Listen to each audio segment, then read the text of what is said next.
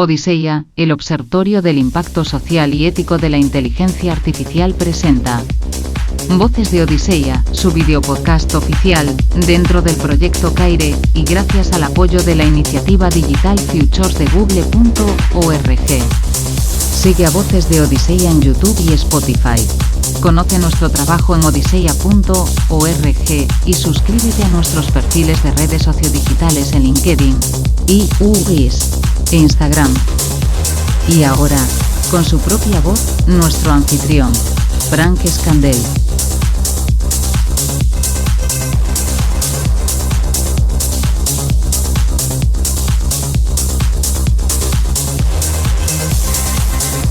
Y ya en este año 2026 en el que estamos, ya os hemos, a todos los espectadores en YouTube y oyentes en Spotify, habíamos ya deseado una feliz Navidad o felices fiestas y un feliz 2026. Volvemos a la carga con la entrega final, los entregables finales de todos estos subgrupos, estos subproyectos o subgrupos de trabajo de CAIRE, o del también llamado el proyecto de los futuros digitales con el apoyo de Google.org. Y uno de ellos es el 2.4, que no les habíamos tenido aquí. Se han esperado, dice que lo mejor siempre se hace esperar. Y se han esperado hasta ahora con el entregable final, que es un libro además. Es un libro disponible de forma gratuita. Tenéis el enlace aquí en la descripción, tanto en Spotify como en YouTube, que lo podéis descargar absolutamente de forma gratuita. Para ello vamos a hablar con las coordinadoras del grupo y les damos la bienvenida por primera vez aquí a Voces de Odiseya. Bienvenidas, Nicole y Francisca. Hola, buenas tardes. Un placer estar con todos ustedes. Buenas tardes. Muchísimas gracias, Frank. Para mí es un honor estar aquí con Francisca, contigo y con todos aquellos que nos escuchan o nos ven. Ok, primero una puntualización. También esta conexión es a dos puntos de la geografía terrestre, porque Nicole, tú estás me parece que en República Dominicana. Sí, así es, en República Dominicana. Aquí justo son las 1 de la tarde, mientras que ustedes están finalizando. Efectivamente. Muy bien, excelente. Ya lo veis. Estamos ahí, como es Odiseya, ¿no? Estamos ahí repartidos ya prácticamente por la superficie del planeta. Y vamos a entrar entonces en materia sobre el entregable final del grupo 2.4. Primero, hacernos una pequeña introducción de qué se trata el grupo 2.4, cuál es, en el área de gobernanza, que es como está, cuál es el cometido del mismo.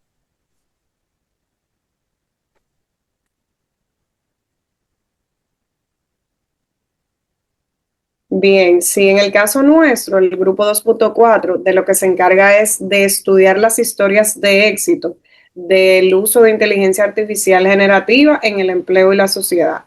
Y precisamente nuestro propósito fue destacar no aquellos casos donde se implementa inteligencia artificial generativa, que ya sabemos que son muchísimos, porque es la tecnología de propósito general más importante de nuestra era, sino que precisamente sean aquellos casos de uso que se caracterizan por ser exitosos, y tomamos como parámetros que son aquellos que no solamente tienen bondades, como ya sabemos que nos hace más eficiente la tecnología, sino que también estas empresas que lo implementan han tomado en consideración aquellos aspectos de riesgos, de desafíos, y han aprendido a tomar medidas para mitigarlo, que es un poco lo que iremos viendo en el desarrollo de estos casos.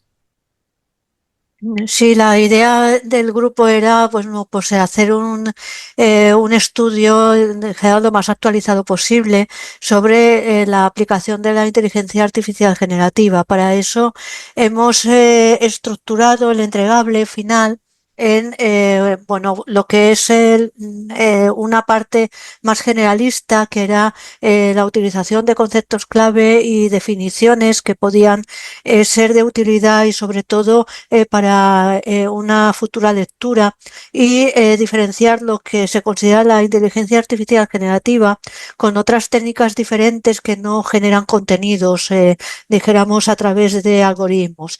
Luego también la idea era que este grupo analizara, además de los casos de éxito que ha comentado Nicole, hiciera hincapié en los principales retos que se plantea la inteligencia artificial generativa en una disciplina y un ámbito de aplicación muy concreto que era en el caso del empleo y la sociedad, pero también analizando lo que eran implicaciones de carácter ético y social que conllevaban luego esos casos de éxito, y sobre todo no podíamos dejar de lado lo que era un análisis totalmente actualizado de lo que eran esos desafíos legales y el marco regulatorio de la inteligencia artificial generativa, teniendo en cuenta la reciente aprobación cuando estaba todavía en funcionamiento lo que era el proyecto de reglamento de inteligencia artificial de la Unión Europea. Bien, empezamos entonces con una batería de preguntas sobre el contenido del libro. Eh, Empezamos así, que la siguiente. ChatGPT en su momento alcanzó 1 millón de usuarios en apenas 5 días tras su lanzamiento. Se convirtió en el primer no humano incluido en el top 10 de la ciencia, de ciencia de la revista Nature, en este caso. Y tenemos la revista, por ejemplo, la revista Fundeurae, tengo aquí, seleccionó inteligencia artificial como expresión del año 2022, basándose en su intensidad sonora en medios de comunicación y catalizado principalmente por la IA generativa. ¿Por qué esta IA generativa ha generado simultáneamente el fenómeno de FOMO, que es un acrónimo en inglés que significa el temor de perdérselo? Yo lo he traducido así en algunos sectores, y el JOMO, el gozo de perdérselo, vaya, en otros, siendo que hace apenas 5 semanas del lanzamiento del ChatGPT cambió el mundo fundamentalmente. Sí, en ese sentido, Frank, en amplio modo podríamos decir que pasa con toda tecnología nueva. ¿Qué sucede? En materia tecnológica se conoce el ciclo de Gartner, que es una especie de montaña rusa. ¿Y qué ocurre? Bueno, que cuando se lanza una nueva tecnología, llega a lo más alto, a la cúspide de ese ciclo de Gartner, que es donde todos tenemos una sobreexpectación de qué va a pasar con la tecnología. Y luego ya, pues a medida que va el tiempo avanzando, entonces ya se coloca en lo que se llama la meseta de productividad. Y en el caso de ChatGPT, lo que sucedió es eso, que si bien es cierto que la inteligencia artificial no era nueva, que estaba desde los años 50, cuando Alan Turing lanza pues su investigación de Computing, Machinery and Intelligence, no menos cierto es que conocíamos una IA que lo que hacía era pues detectar patrones, estábamos acostumbrados al machine learning, pero no a que crear un contenido nuevo, multimodal, como lo que estábamos viendo, que si imágenes, que si texto, como pasó con ChatGPT, y que te daba una apariencia muy humana. Esa comprensión del lenguaje natural era algo que anteriormente no se veía con los modelos que estábamos acostumbrados. Y ese valor, digamos, diferenciador fue lo que generó pues esta percepción de que estamos viendo algo nuevo. E incluso el mismo Bill Gates, la primera vez que estuvo en reuniones con el equipo de OpenAI, decía, óyeme, es que estamos viendo algo totalmente impresionante, algo distinto, y ya sabía que iba a generar pues esa cúspide del hype, que es lo que hemos estado viendo en estos últimos años.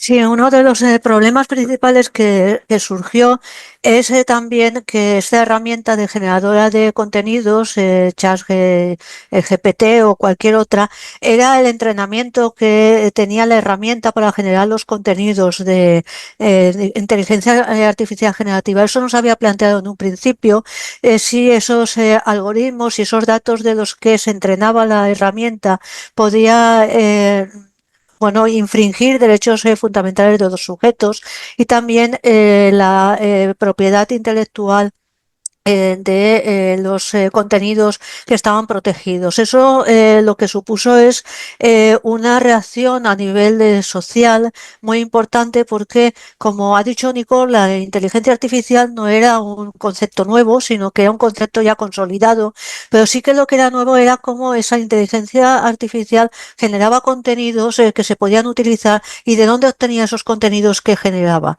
Es decir, es una herramienta que se puede considerar autónoma forma, pero no lo es tanto porque también dependía de cómo se le formularan preguntas, de los prompts. Dependiendo de cómo se formulara una u otra pregunta, la herramienta generaba un contenido más o menos fiable y más o menos satisfactorio para el que hacía la pregunta. De tal manera que los problemas surgieron cuando se planteó o incluso se delimitó cómo generaban los contenidos de la inteligencia artificial, de dónde surgían esos contenidos, porque la herramienta tenía que ser entrenada con contenidos protegidos. Entonces ahí surgió pues un poco la problemática de cómo entrenar la inteligencia artificial, cómo entrenar esas herramientas y poner límites a la utilización de datos que podían ser datos de tipo personal o datos protegidos por la legislación que no se había contemplado y que además sigue existiendo pues un problema, sobre todo en el caso de consultas que se realizan de ámbito médico o de ámbito que afecta a los derechos fundamentales, porque puede provocar un problema en la sociedad, como ha habido en los medios de comunicación, personas que se han suicidado por recomendaciones que ha hecho la inteligencia artificial, y eso al final se supone que es una herramienta de alto riesgo que tiene que estar verificada y sujeta a una serie de controles. Y sobre estos problemas en relación con la inteligencia artificial generativa, todos recordamos este famoso caso de aquel abogado Stephen Schwartz, que utilizó ChatGPT para preparar su defensa legal, y recibió como respuesta precedentes judiciales inexistentes, inventados totalmente, siendo este un caso emblemático documentado. También tenemos por ahí el caso de Mark Walters, que presenta una demanda por difamación. Esto va mucho por el sentido legal, los abogados. Cuando ChatGPT afirmó falsamente que era culpable de malversación de fondos sin relación con el caso. Ninguno. Por ejemplo, ChatGPT alucinó a proporcionar una fecha errónea para la ceremonia de coronación del rey Carlos III. Estos son casos que están ahí documentados. ¿Cuál es el impacto, según vuestro estudio, cuál es el impacto real de esto que llamamos alucinaciones de los modelos de lenguaje en sectores críticos como la abogacía y la medicina, especialmente cuando Sundar Pichai, el director ejecutivo de Google, reconoce que nadie en este campo y cito, nadie en este campo ha podido resolver todavía el problema de las alucinaciones? Fin de la cita. Sí, Fran, la idea un poco de la verificación de los contenidos que generan las herramientas de inteligencia artificial es uno de los problemas. Es decir, la inteligencia artificial llega a un momento en el que genera contenidos que pueden no ser reales y que se los ha inventado. Entonces, ¿qué es lo que puede pasar? Bueno, pues que hay que realizar una comprobación de esos resultados. La herramienta de inteligencia artificial no puede nunca sustituir la mente humana. Es decir, tiene que haber una verificación posterior y, sobre todo, darle unas instrucciones. Ahora hay en ChatGPT una herramienta en la que se le puede indicar que, bueno, pues que no invente, literalmente, no inventes, busca fuentes contrastables, información que esté verificada, facilita los enlaces, etcétera, para evitar casos de que dé información que no existe. El caso que has planteado del abogado, en el que, bueno, pues había basado su formulación en la demanda con datos inexistentes, ya ha pasado también en España. Y sobre todo también en el caso de la aplicación de la inteligencia artificial en el ámbito de la educación, que es uno de los casos de éxito que analizamos en el entregable, en el libro. La realidad es que en el aula el alumnado ya utiliza inteligencia artificial. El tema es que la utiliza mal porque no sabe preguntar bien a la herramienta. Entonces, cuando le está preguntando, por ejemplo, una legislación no concreta, ¿qué legislación de qué sitio? Entonces la herramienta pues puede darle una respuesta que no existe, pero que no existe en nuestra legislación. En español puede existir en otra legislación. Entonces, ¿qué es lo que sucede?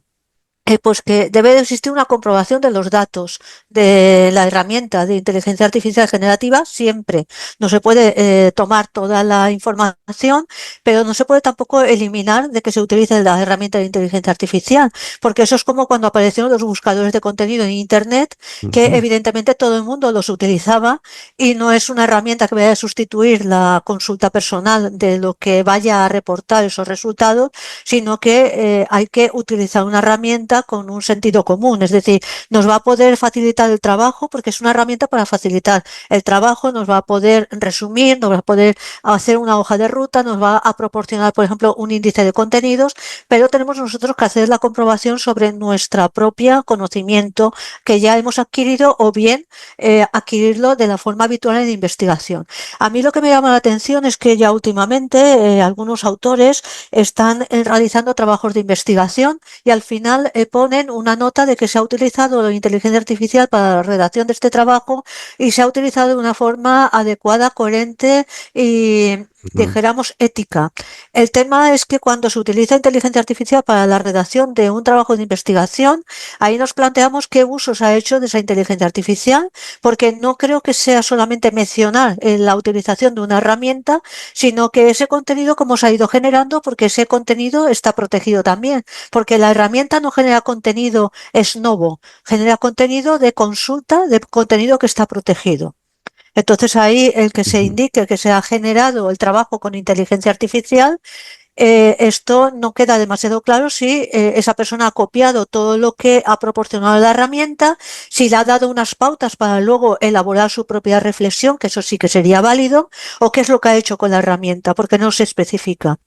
Entonces yo creo que ahí queda un aspecto que debería de regularse posteriormente, es decir, el Reglamento de Inteligencia Artificial de la Unión Europea es totalmente un punto de partida. Queda sobre todo mucho por hacer porque, por ejemplo, contenidos protegidos no hace mención, cómo se protege la propiedad intelectual de la consulta que realiza la herramienta y creo que eso debería de plasmarse en legislación posterior que se vaya a ir aprobando. Y siguiendo esa línea, Frank, Sí. tú señalabas el tema del impacto y ya lo apuntalaba Francisca. Algo que sucedió luego de la publicación del libro, para que tengamos todos una idea de hasta dónde puede llegar este impacto en nuestra sociedad en cualquier sector, es que incluso en Argentina, en el Chubut, al norte, sucedió que recientemente, a finales del mes de octubre, se anuló una sentencia de una condena penal porque el juez en primera instancia había en su sentencia, en la parte final, señalaba, se le había ido pues el famoso copiar y pegar. Y lo que decía era, ya está listo el párrafo 4 aquí sin citas para ti. Ya ustedes se imaginarán cuando vieron esa sentencia, ellos dijeron, ¿cómo nosotros tenemos garantía de que efectivamente el fallo llevó pues esa íntima convicción del juez, ese análisis y que no fue simplemente lo que decía allí al final, que fue reeditado y listo para copiar y pegar sin citas el párrafo número 4? Entonces yo creo que esto nos invita a una gran reflexión a todos, porque desde el rol que nosotros ocupamos tenemos que tener claro, y pasa en sentido general, que la responsabilidad no se delega. Entonces, a fin de cuentas, utiliza una herramienta como complemento, pero el papel de cada uno de nosotros va a seguir siendo el mismo.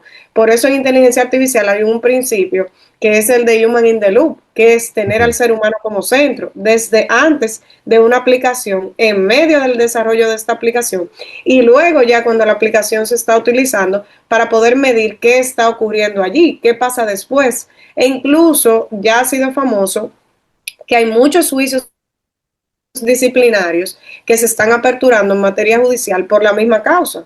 Hay muchos jueces que están utilizando el famoso copiar y pegar al momento de utilizar herramientas de inteligencia artificial generativa y realmente es delicado porque aquí hablamos de derechos fundamentales, aquí hablamos de decisiones que afectan a una persona, entonces es bastante delicado y aplica igual en cualquier ámbito en que se esté desarrollando. Por eso la importancia de que ese impacto va a depender mucho de las personas que utilicen estas herramientas y la responsabilidad que tengan al momento de hacer uso de ellas. Yo creo que también, al hilo un poco de lo que ha comentado Nicole, yo creo preciso establecer protocolos de utilización correcta de las herramientas de inteligencia artificial que no existen. Es decir, ahora en estos momentos no existe en las universidades un protocolo de cómo utilizar la inteligencia artificial. Sí que nos indican que hay que utilizar la inteligencia artificial en el aula, porque el Ok. alumnado la está utilizando, pero no nos dicen de qué forma la podemos Oh, utilizar. wow. Entonces, claro, se precisa, bueno, pues un protocolo porque la puedes utilizar en el aula para que el alumno trabaje con herramientas de inteligencia artificial, que por ejemplo yo lo estoy haciendo para ver que Ujú. le consulten y que puedan verificar si lo que dicen es real o no es real, si está comprobado que eso es cierto, o para detectar errores. Por ejemplo, se le dice a la inteligencia que redacte un supuesto que lleve algunos errores, o tú lo rectificas posteriormente, el alumno que lo pueda detectar. Pero ¿cómo utiliza el alumno la inteligencia artificial pues para, por ejemplo, realizar trabajos de entrega de las asignaturas? Es decir, ahí se está indicando en muchas ocasiones que no se utiliza inteligencia artificial, pero eso no es positivo porque el alumno va a utilizar inteligencia artificial, aunque se le diga que no. Entonces yo creo que lo más adecuado es establecer protocolos de cómo utilizar de una forma positiva la herramienta de inteligencia artificial, porque prohibiéndole la herramienta no se va a conseguir un uso adecuado de la misma. Muy bien, interesante eso de que no existen los protocolos en la educación superior en este caso. Sí, sí. Mira, las cosas que uno aprende. ¿Eh? Um, Según un estudio de OpenAI, Open Research, la Universidad de Pensilvania, eso es de 2023, pero sigue siendo vigente. El 80% de las ocupaciones ejecutivas presentan una exposición significativa a los modelos de LLM, como es ChatGPT en este caso. Cuando el 80% de esas ocupaciones, el nivel de gestión ejecutiva, están expuestas a la IA generativa, ¿estamos ante una destrucción de empleos? Esto es algo que está mucho por la calle ahora mismo. ¿Estamos ante una destrucción de empleos o ante una transformación que requiere reentrenamiento masivo de la fuerza laboral global? Sí, mira, Fran, ese tema es sumamente relevante porque muchas de las personas que tienen resistencia al uso de la tecnología es justo por esa causa, que nos va a reemplazar, que ahora todo lo que Claro. vamos a tener es uso de IA generativa y ya nosotros no vamos a poder pues hacer uso de nuestras habilidades, sino que vamos a terminar todo con una reducción de personal y que al final no vamos a encontrar empleo. Y ahí es muy importante lo que señala la Organización Internacional del Trabajo, que históricamente ya esto ha pasado y que históricamente la tecnología lo que crea es más trabajo del que se destruye. Y uno dirá, pero quizás suena contraproducente esto. Y la verdad es que no. Porque, ¿qué ocurre? Si pensamos en inteligencia artificial, ¿ahora qué va a haber? Va a haber nuevos Ujú. maestros de inteligencia artificial, porque tiene que haber personas que enseñen ese uso responsable. Vamos a tener también los famosos ingenieros de prompts, que están cobrando muchísimo dinero, porque son Ujú. aquellos que saben cómo sacarle provecho a usar la inteligencia artificial generativa. Cada uno de nosotros en nuestras diferentes áreas de expertise vamos a tener que poder entrenar el modelo, porque si es un modelo específico en materia de educación, probablemente le van a decir a Francisca, que tiene muchos años de docencia: Francisca, ven, que vamos a crear este Ujú. modelo para la universidad y necesitamos de tu experiencia para entrenar el modelo de la forma correcta. O que incluso si va a ser en el sector legal, pues va a haber un equipo legal detrás para hacer el entrenamiento de la manera correcta. Es decir, que en sentido general, ellos lo que hacen ver es que toda tecnología crea más trabajos de lo que destruye. Ahora bien, eso no significa, y ya hemos visto en muchas publicaciones, de que, mira, crearon un chatbot y ahora entonces pues el servicio al cliente ya no es tan necesario tener 3 personas que tomen el teléfono, porque ahora a través de la asistencia de un chatbot pues 24/7 van a tener a alguien respondiendo Claro. a las famosas preguntas frecuentes. Eso es real, pero ya nosotros lo hemos vivido con la revolución industrial. ¿Y qué es lo que ocurre? Bueno, que nosotros Ujú. tenemos que adquirir nuevas habilidades. ¿Por qué? Y es muy famosa esa frase, que al final quien te va a sustituir a ti no es quien sepa de propiamente una inteligencia artificial, sino que es aquella persona que adquiere conocimientos de IA, quien va a sustituir a aquellas personas que no se han actualizado en tener conocimiento de inteligencia artificial, no la máquina como tal, porque la inteligencia artificial, la máquina, el entrenamiento de la misma, no hace una simulación de la inteligencia humana, más no es igual a la inteligencia humana. Ahora bien, un ser humano que sí hace uso de herramientas de IA, sí combina lo mejor de los dos mundos. Entonces aquí se trata de esto, de adquirir nuevas habilidades para que al momento en que los nuevos tiempos requieren que uno tenga nuevos conocimientos, pues pueda aplicarlos, pero no propiamente que se van a destruir los puestos de trabajo, sino que tendremos que cambiar a otros trabajos, tenemos que cambiar a otras habilidades, a otras nuevas funciones, donde seamos nosotros más productivos. Porque ¿cuáles son las actividades que se ven expuestas? Aquellas que son digamos, susceptibles de automatización. ¿Y qué es susceptible de automatización? Aquello que es repetitivo. Entonces, simplemente es encaminarnos por áreas donde nuestra productividad, donde nuestros conocimientos, ese valor diferenciador de empatía, que no tiene una máquina, nosotros podamos ponerlo en práctica. Entonces, la concentración debe ser esa, en adquirir más conocimiento, nuevas habilidades vinculadas a la tecnología y estar conscientes de eso, de abrirse a estos cambios. Luego también hay un problema que es la brecha digital, es decir, el problema de personas que no tienen una formación, que no son nativos digitales, que tienen que adaptarse a la tecnología que viene, pero se niegan a realizar esa adaptación porque consideran que es un esfuerzo superior el, bueno, pues encontrarse con un sistema muy diferente al que han desarrollado un trabajo con otras herramientas. El tema de la necesidad de una formación en nuevas habilidades, nuevas competencias en materia de inteligencia artificial debe de estar muy presente y de priorizarse en todos los estadios laborales para conseguir evidentemente que las personas puedan realizar esa transición que se va a ver obligado a realizarse cuando se implemente las herramientas de inteligencia artificial en todos los ámbitos laborales. El no mirar a que hay que realizar una adaptación es un error, porque no es que la herramienta vaya a sustituir a la persona, sino que la persona va a tener que utilizar la herramienta para seguir en su puesto de trabajo, porque realmente va a tener que realizar otras actividades con la utilización de una herramienta que hasta este momento no estaba utilizando. En el caso de la educación, que es en el sector en el que yo desempeño mi actividad profesional, está pasando. Es decir, nosotros necesitamos que nos enseñen de forma correcta cómo utilizar la herramienta de inteligencia artificial. Entonces, junto con el protocolo, sería necesario también establecer una hoja de ruta de enseñar al profesorado, de guiarle en cómo utilizar la inteligencia, es decir, en cómo manejar las herramientas de inteligencia artificial, pero a nivel pedagógico para nosotros, el profesorado, porque el alumno tiene una capacidad innata de adaptarse a la utilización de las herramientas que no conoce, pero nosotros no somos de una generación nativos digitales y los alumnos sí.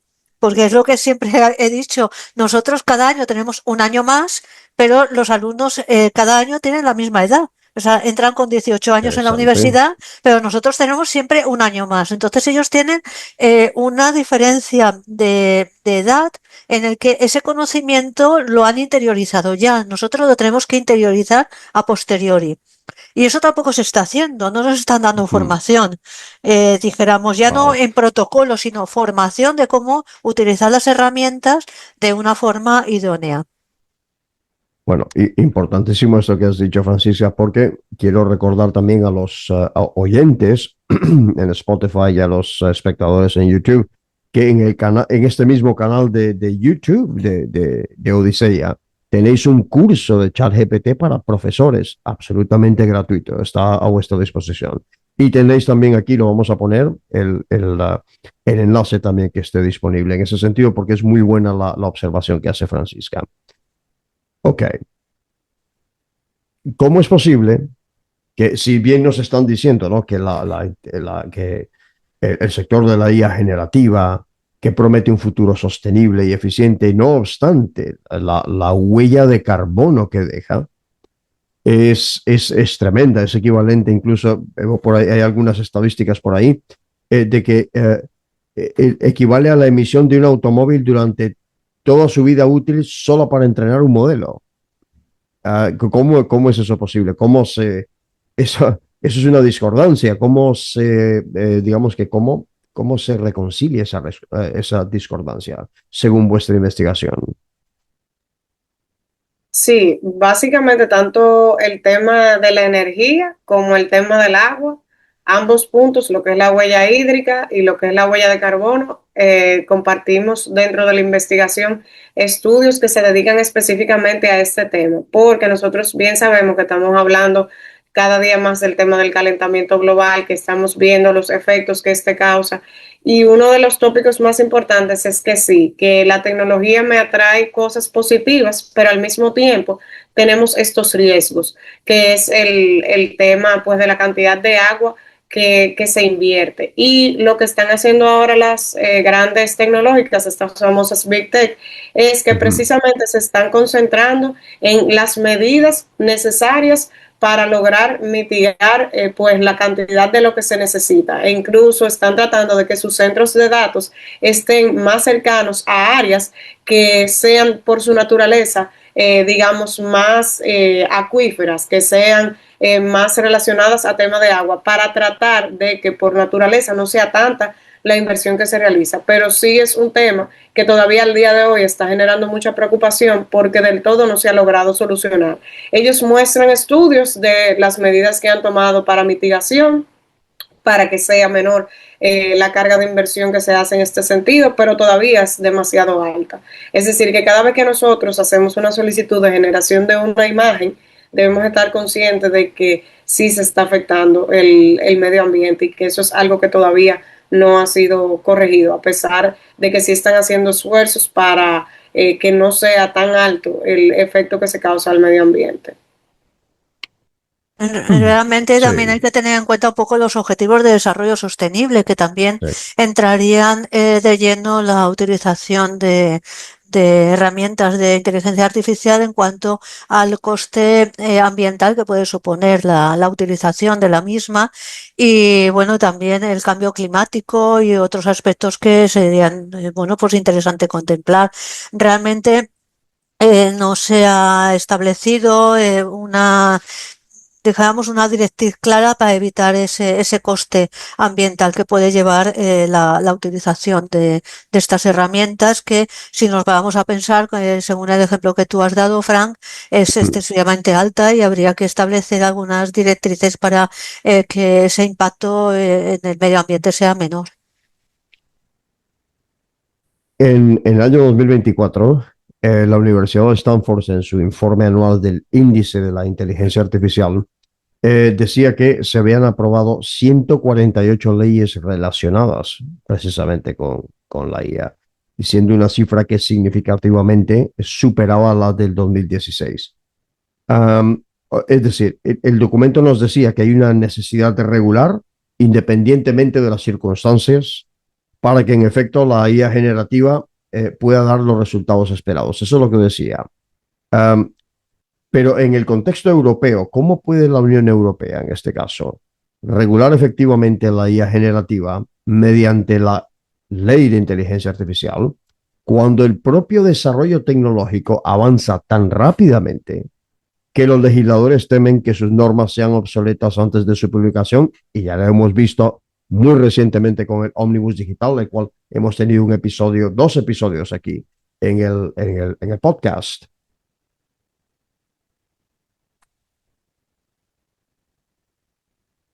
Sí, realmente el tema de la normativa aplicable es un problema porque realmente el avance es tan frenético y a tal velocidad que cuando se logra aprobar una norma, en este caso el Reglamento de Inteligencia Artificial del año 2024, ese reglamento no contenía todos los aspectos que tenía que regularse. Se hizo como una vamos, mi humilde opinión, una declaración de intenciones más bien se centró Ujú, en los sistemas de alto riesgo, pero quedaba muchísimo por hacer. Entonces, ya ha pasado más de un año ujú, y realmente estamos esperando que salga ese desarrollo del propio reglamento a través de otras normas mucho más precisas y especializadas. Pero tenemos el ámbito, pues, por ejemplo, de la medicina. Está el reglamento del espacio europeo de datos, está que ya hace referencia al reglamento de inteligencia artificial del año 2024. Pero también ujú, tenemos el tema de algo que es muy importante. Que no se ha mencionado y que creo que puede tener una importancia muy, vamos, muy especial, que es el caso de la responsabilidad. ujú, Responsabilidad por daños en sistemas que funcionen con inteligencia artificial, sobre todo en sistemas de diagnóstico médico o en sistemas de tratamiento o de aplicación de medicina personalizada. ¿Quién responde si, entre comillas, un robot se equivoca, que funciona con un ujú, algoritmo?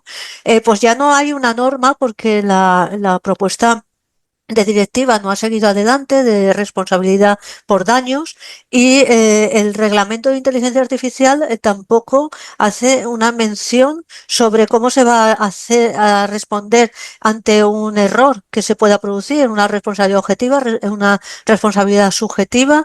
Es decir, cambia mucho el tipo de responsabilidad que se vaya a aplicar, y yo creo que el tema es que en estos momentos la Unión Europea está en un sistema de impasse en el que, bueno, pues no sabe muy bien cómo generar toda la legislación que se precisa para la inteligencia artificial, que ya se está aplicando, pero que ya se venía aplicando antes incluso que el reglamento de inteligencia artificial. Entonces, creo que bueno, la futura ley Omnibus que va a ujú. ayudar un poco al entendimiento del propio reglamento, pues no sabemos cuál es la tramitación que va a llegar y cuándo va a ser aprobado realmente para su aplicación. Sí, continuando con esa línea que aborda Francisca, desde el nacimiento de la AI vino el asunto, porque no sé si se recuerdan que al inicio cuando iba a salir justo viene ChatGPT, dicen, no, espérate, que nosotros no hemos regulado esa parte, entonces vamos a darle para atrás para incluir también la regulación vinculada pues con este tipo de modelos. Entonces, ¿qué sucede? La tecnología siempre va a ir delante de la regulación, porque el proceso para regular siempre es burocrático en comparación con la tecnología que no le pide permiso a nadie, sino que llega. Entonces, ¿qué se ha optado en general a sabiendas ya de que la regulación siempre va a quedar por detrás? Uno, que el modelo de regulación sea un tanto abierto en cuanto a que tenga muy claros los principios, que es lo que se ha intentado hacer, porque a fin de cuentas, independientemente del modelo de inteligencia artificial que se trate, ¿cuál es el objetivo? El objetivo es que la inteligencia artificial sea fiable, que sea Ujú, ética, que sea responsable, que esté centrada en el ser humano, que no afecte los derechos fundamentales. Y pues con la clasificación de que si es alto riesgo, que si es un riesgo medio, que si es bajo riesgo, el objetivo es que todo lo que venga, pues tratar de encajarlo ahí de una forma u otra para saber por lo menos las obligaciones en sentido general que se deben asumir. Esto no quita que, como bien decía Francisca, hay muchos sectores especializados donde ahora mismo no sabemos qué va a ocurrir. Y igual sucede así como con la medicina, con la propia propiedad intelectual que genera mucho ruido, sobre todo porque ya claro. hemos visto, y la jurisprudencia sí lo ha demostrado, que incluso un caso puede ser distinto a otro, porque los supuestos que en él se encuentren sean completamente diferentes. Y voy a citar un ejemplo. Si queremos regular el uso de inteligencia artificial generativa, de saber si un resultado es propiedad del autor o si no es Ujú, propiedad del autor y es de la compañía que ha puesto a su disposición pues esta herramienta. ¿Qué sucede? Al final va a depender de qué grado de inteligencia artificial se obtuvo para el resultado. Si al final la IA generativa hizo una creación de una imagen y pues el diseñador modificó esa imagen, ¿en qué tanto por ciento la modificó? ¿Sigue siendo autoría suya o es autoría de la máquina? ¿O lo vamos a medir en función del porcentaje? Entonces es muy variable. Lo que ujú, puede acontecer de cara al uso de la tecnología. Entonces, la jurisprudencia por ahora va a tener una gran carga, porque mientras la regulación no sea lo suficientemente específica, va a seguir siendo muy casuístico, va a haber muchos aspectos donde se va a quedar detrás y al final la propia necesidad es la que nos va a ir llevando a nosotros a que regular. Fran hacía mención de que al momento de la publicación del libro habían 148 iniciativas que hacían mención del tema de IA. ¿Por qué? Porque habíamos visto pues regulación particular, no como ley IA, que es una ley integral de inteligencia artificial, que lo ve a grosso modo, sino que, por ejemplo, en Estados Unidos estamos teniendo una situación con que se estaba, por ejemplo, utilizando las voces, los famosos deepfakes, para creaciones musicales. Y dijeron, no, espérate, vamos a crear una ley Elvis, pero para regular específicamente el uso de inteligencia artificial en materia de deepfakes con los artistas. Era algo muy particular, muy específico. Entonces, así se ha visto también por el tema de que es un acelerador del cibercrimen. Entonces, no, espérate, vamos a regular este punto en particular. Y ustedes saben también que el año pasado fue también el mayor año electoral, entonces en el mundo. ¿Eso qué significó? Que espérate, que tenemos que regular los deepfakes en materia específica del ámbito político. Entonces vimos mucha regulación que se basaba exclusivamente en regular que no hubiesen deepfakes durante el tiempo de campaña electoral para que no afectara lo que pensaban aquellas personas que iban a votar. Entonces, eso es lo que ha ido sucediendo, que al final la práctica nos ha ido llevando a regular y no propiamente como ocurrió en el caso de la Unión Europea, de que dijeron, no, espérate, vamos por lo menos a tener unos principios generales. Vamos a tener que, aunque no tengamos toda la regulación, a basarlo en niveles de riesgo. Entonces, ¿qué va a tocar? Repito, una tarea ardua para los jueces cuando los casos le toquen, una labor también diría yo que de autorregulación, que esos famosos acuerdos que se realizan donde las mismas empresas con el sector académico, con aquellos mismos usuarios también, entre todos, la sociedad civil, bueno, pues mire, estas son las buenas prácticas que debe existir a la hora de utilizar inteligencia artificial. Es un poco lo que nos va a ir llevando a que tengamos mayor control. Pero siempre la tecnología va a ir más adelante que la regulación. Y además que va a pasar una cosa, es decir, conceptos que ya tenemos establecidos para aplicar una legislación, por ejemplo, lo que has comentado de la propiedad intelectual, el concepto de creación ya decae, porque creación y original, ¿qué significa? Que eso se predica solamente del ser humano. Ahora si lo realiza una máquina, lo realiza un algoritmo, el concepto hay que redefinirlo porque ya no entra dentro del concepto que está regulado en nuestra legislación. Yo hablo de la legislación española. Y luego también lo que ha comentado Nicole, el tema de la utilización de algoritmos para orientar el sentido de voto y para también para la manipulación de los colectivos. También hay que tener en cuenta sobre todo los sesgos discriminatorios que pueden tener los algoritmos, que eso es muy importante y que ya, por ejemplo, digamos a nivel de la Unión Europea, incluso en la legislación española, ya se ha indicado que se debe de establecer un control de calidad de los algoritmos para evitar que tengan sesgos discriminatorios. Y aquí en España ha habido ya una sentencia del Tribunal Supremo muy reciente vamos, a finales de año, que es el caso Bosco, que es el algoritmo que decidía los beneficiarios del bono social eléctrico. Entonces, el del Tribunal Supremo ha decidido ya que se abra el código fuente del algoritmo Bosco porque no todas las personas que tenían los requisitos para ser beneficiarias del bono social lo tenían, con lo cual el algoritmo decidía quién tenía el bono social y quién no. Entonces, lo que hacía era establecer un mecanismo discriminatorio porque se supone que todas las personas con esos requisitos debían obtener ese beneficio de la factura de la luz, la factura eléctrica. Entonces, no se sabía dónde estaba esa selección de un colectivo y otro no, que todos tenían el mismo requisito y, sin embargo, no estaba seleccionado para ser beneficiario. Entonces, se ha decidido que se abra el algoritmo cuando el abogado del Estado estaba en contra y sobre todo también anteriormente en la plataforma que denunció el sesgo discriminatorio del algoritmo se le había denegado. Entonces ahora ha conseguido de que se abra el código fuente para ver dónde está ese sesgo de aplicación. Pero curiosamente lo que llama la atención de esta sentencia del Tribunal Supremo es que no hace mención de inteligencia artificial. Entonces realmente el algoritmo Bosco utiliza inteligencia artificial o no. Entonces, claro, ahí nos planteamos un problema de que si realmente está realizando una decisión automatizada la administración utilizando un algoritmo discriminatorio o no lo está haciendo. Entonces yo dejo ahí un poco el tema porque es bastante complejo e interesante. Sí que lo es.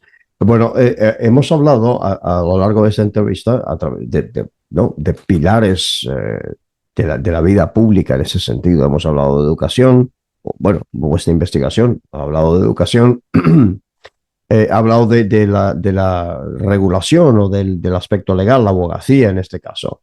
Y hay otro que es el de la sanidad o la salud, en este caso. Um, de que también es cierto que ha penetrado todavía muy poco la inteligencia artificial precisamente por la precaución que hay que tener.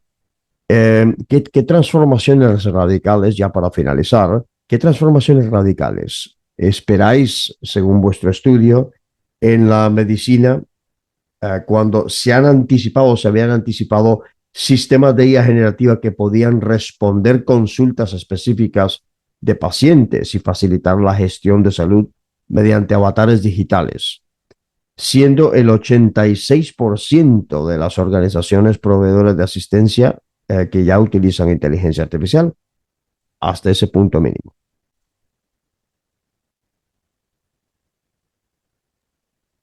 Sí, en cuanto, Frank, al tema de salud, evidentemente es sumamente importante para nosotros. Hemos visto casos de éxito en materia de sanidad, pero como bien dices, al mismo tiempo hay un tema ahí de privacidad, de protección de datos, que también es sumamente relevante en ese sentido.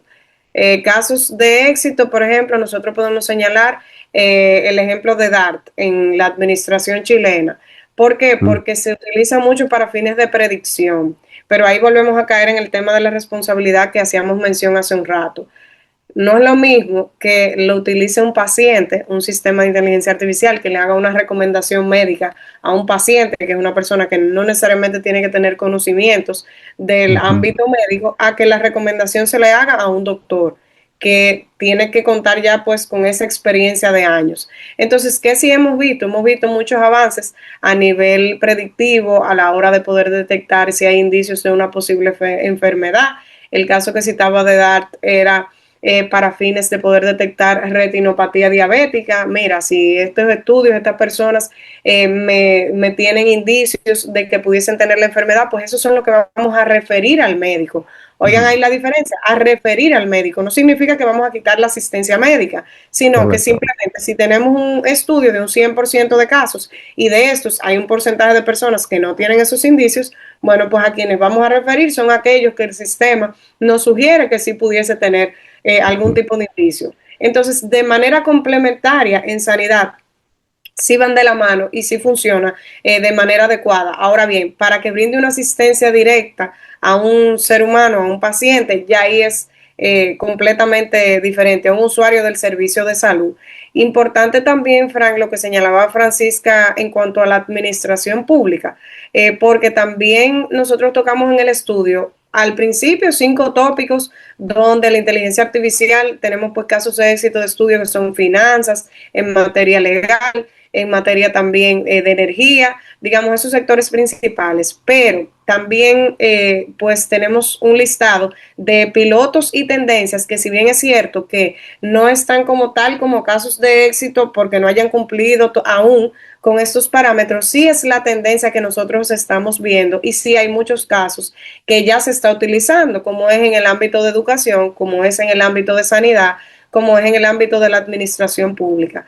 Y ahí es importante destacar lo que hablamos de la transparencia, del tema de la caja negra a propósito del caso Bosco, y es que no es lo mismo cuando se utiliza inteligencia artificial en un sector particular vinculado al ámbito privado que cuando tú lo utilizas en una administración pública porque tú tienes que cumplir con una serie de principios. Entonces ahí es el tema de que se cumple ese deber de motivación, que si la administración pública va a hacer uso de algún sistema de inteligencia artificial, en general todos los administrados tengan derecho de saber por qué la usa, en qué grado está utilizando pues el sistema para dar una decisión o no, si es completamente automatizada o no. Entonces al final sí entendemos que si se usa de la manera adecuada, si se usa de la manera responsable, llevando a cabo los principios, sí existen pues esos famosos casos de uso que sí se catalogan ya como exitosos, y en caso de que no se apliquen las medidas correspondientes, entonces ahí sí tenemos inconveniente. El tema de la apertura del código fuente lo que busca es eso, de que todos nosotros y todas aquellas personas que tengan pues conocimientos técnicos puedan advertir, mira, hay un determinado riesgo en ese algoritmo, hay un sesgo, hay una posible discriminación, pues entonces vamos a hacer las modificaciones que correspondan. Entonces es un poquito la idea de que veamos ejemplos de que sí la inteligencia artificial puede traernos muchos beneficios, qué modelos son los que se están siguiendo para alcanzarlos, y en caso de que se tengan que aplicar correctivos porque haya una necesidad de mitigar los riesgos, pues también que se sepa de qué forma nosotros poderlo hacer. Y ese es el, digamos, el enfoque que hemos tratado de seguir en el estudio. Sí, bueno, al hilo un poco de lo que ha comentado Nicole y lo que has preguntado tú, Fran, la utilización de inteligencia artificial ya se inició, bueno, pues la primera toma de contacto que tenemos conocimiento como tal en el ámbito médico durante la pandemia de la COVID. Es decir, el tema de cómo se establecía toda la gestión de la vacunación y un poco también del control de la salud cuando, durante la época del confinamiento y posterior. El tema de la aplicación de la inteligencia artificial en el ámbito médico, por ejemplo, es especialmente problemática porque, aparte de lo que hemos estado comentando de la responsabilidad por daños en el caso de que haya un error en el diagnóstico o un error en una intervención quirúrgica en la que se utilice un robot, es que estamos hablando y tratando de datos especialmente sensibles como son los datos de salud. Pero muchas veces esos datos especialmente sensibles también afectan a personas menores de edad. Hay aplicaciones que se pueden descargar las personas en el móvil que son de diagnóstico, por ejemplo, de enfermedades por la utilización del diagnóstico por la imagen, la utilización facial de las personas de enfermedades raras, etcétera. Entonces, claro, se plantea uno el problema de unos padres que tengan un hijo que no sepan qué exactamente qué enfermedad tiene y acudan a descargarse ese sistema, una app de diagnóstico facial por la imagen para saber lo que tiene su hijo, porque las enfermedades, dijéramos, de diagnóstico genético pueden tardar mucho tiempo, hay que realizar Ujú. pruebas, etcétera, y claro, los padres están en una situación de angustia.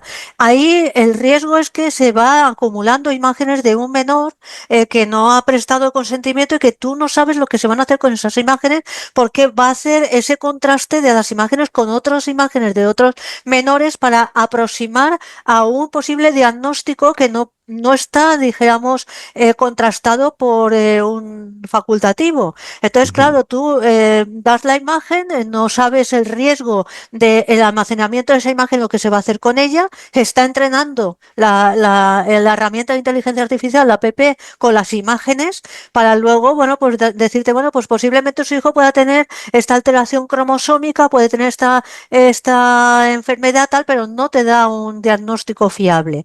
Luego también el otro riesgo que hay entre la población es que me va a diagnosticar un robot, va a saber más que un ser humano.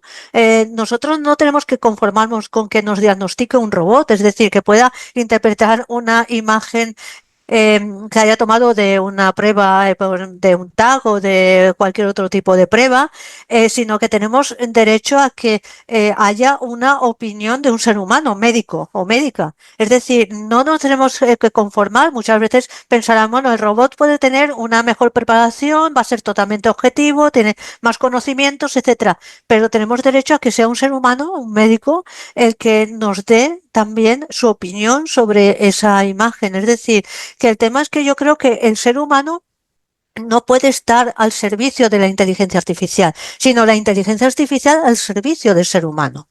Y entonces Ujú. realizar esa perspectiva de la utilización de la inteligencia artificial, no para sustituir a la persona, sino para complementar la aplicación que vaya a realizar la persona en su actividad laboral, sea la que sea, con la ayuda de la inteligencia artificial. Es decir, un mecanismo de ayuda, no de sustitución en ningún caso de la persona.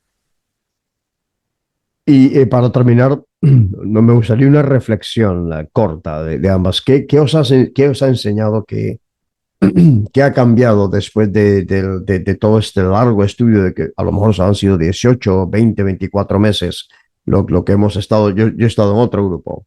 ¿Qué os ha enseñado? ¿Qué os deja el entregable final en IA generativa? Sí, mira, Frank, hay varios puntos importantes para reflexionar. El primero era en esa línea de lo que decía Francisca. Nosotros pudimos ver incluso decisiones hasta del propio Tribunal Supremo, como es el caso Chufa, donde decía, por ejemplo, ese era particularmente por un tema de score crediticio, pero aplica para todo. El artículo 20 del Reglamento General de Protección de Datos aplica hasta en esos casos. ¿Esto qué significa? Que es muy evidente que cuando una decisión, que cuando hay un sistema de por medio, cuando hay una automatización, nosotros como seres humanos tenemos que estar claros que podemos exigir que no sea únicamente un algoritmo que tome esa decisión, que podemos oponernos si la decisión nos afecta, que podemos decir, mira, necesito que haya un ser humano detrás que haga esta revisión. Entonces, eso por un lado, de que siempre el ser humano va a estar presente. En segundo lugar, de que toda tecnología, y nosotros lo vimos con el Internet y lo mismo pasa con la inteligencia artificial, tiene mucho poder. Lo veíamos con la propia electricidad. La electricidad al día de hoy, nosotros no nos imaginamos el mundo sin electricidad, pero en su momento hubo una necesidad de crear normativa, de crear regulación para que el sector eléctrico estuviera como lo que nosotros tenemos hoy. Lo mismo ha sucedido con la aviación y demás sectores, que al principio había muchos accidentes. Entonces, aquí pasa lo mismo y la historia suele repetirse. Entonces, ¿qué ocurre? Nosotros debemos sacar provecho a la inteligencia artificial, pero para sacar provecho va a necesitar de nosotros. Si ustedes ven el libro, en cada caso de éxito se demuestra que sí hay forma de usar inteligencia artificial generativa a favor de la humanidad. E incluso hicimos un artículo para el blog de Odisea donde hacíamos mención de casos específicos, así a manera de resumen, donde la inteligencia artificial generativa podía favorecer incluso a los grupos vulnerables, como es algo tan sencillo hasta del uso de hasta los traductores, e incluso hasta a nivel legal. Uno de los casos que citamos que fue Harvey AI, decía, mira, ellos junto con los tribunales de primera instancia de China, pues hicieron un acuerdo y al final, ¿qué lograron con eso? Pues brindar asistencia a aquellas personas que tenían casos jurídicos donde no se requerían abogados. No se requiere abogado, pero yo quiero una asistencia legal. Perfecto, pues ahí los tribunales aunaron esfuerzos con Harvey AI y lograron brindar asistencia a los usuarios. Entonces, así nosotros también pudimos ver que instituciones gubernamentales asociadas a temas de servicios migratorios estaban permitiendo ya realizar traducciones a su documentación de manera automática al idioma, al dialecto, lo detectaba, en que lo necesitara esa persona que estaba llenando un formulario para una ayuda social. Entonces, a veces es hasta el uso de la tecnología en cosas simples lo que permite que esos colectivos vulnerables se vean favorecidos. Entonces, ¿qué nosotros nos llevamos, digamos, como reflexión? Que si bien es cierto que la IA generativa tiene muchos riesgos, tiene muchos desafíos, no menos cierto es que del otro cara de la moneda también tiene muchos beneficios, mucha eficiencia, mucho aspecto positivo que nosotros podemos tener y que como todo en la vida lo que se requiere es un equilibrio y que para lograr ese equilibrio pues nos necesita a nosotros, necesita también a aquellos actores que regulen, pero al mismo tiempo, mientras esperamos esa regulación, no es excusa, porque ahí tenemos las famosas sandboxes. Vamos a comenzar a aplicarlo en un entorno regulado, esas iniciativas para ver qué sucede y pues ahí con cuidado, poco a poco, lograr pues esa evolución y ese avance que nosotros queremos, porque el impacto al final va a depender de cada uno de nosotros. Francisca. Sí, bueno, brevemente para, bueno, pues un poco completar lo que muy bien ha dicho Nicole, yo creo que la inteligencia artificial generativa puede ser muy destructiva, puede tener mucho poder, pero hay que pensar que se va a utilizar de una forma adecuada para mejorar el mundo, es decir, mejorar la calidad de vida de las personas. Puede tener muchas aplicaciones, por ejemplo, en el acompañamiento de personas de la tercera edad, en un mundo que cada vez va encaminado a una soledad, es decir, a la no creación de familias, de grupos humanos, a una persona sola en el mundo, puede ayudar la inteligencia artificial a suplir lo que la familia, pues el acompañamiento, lo que es la asistencia, la utilización de inteligencia artificial asistencial de personas porque no se pueden valer por sí mismas, personas que tienen una edad muy avanzada, en el que el coste de los servicios sociales es excesivamente alto. Puede haber un sistema de inteligencia artificial, un robot que pueda ayudar a esa persona a desenvolverse mejor en el mundo que le ha tocado vivir.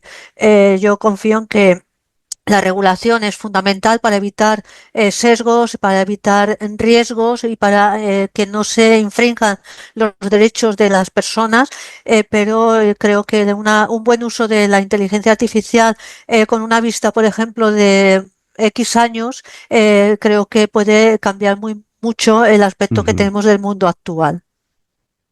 Estupendo. Pues ahí lo tenéis, estimados espectadores en YouTube y los oyentes en Spotify, al grupo, las coordinadoras, Nicole y Francisca del grupo 2.4 de CAIRE, en este caso, que dejamos aquí toda la información, el libro, en este caso, que es de libre descarga, y algunos otros recursos que nos han mencionado también los vamos a poner aquí en la descripción, que estén a vuestra disposición.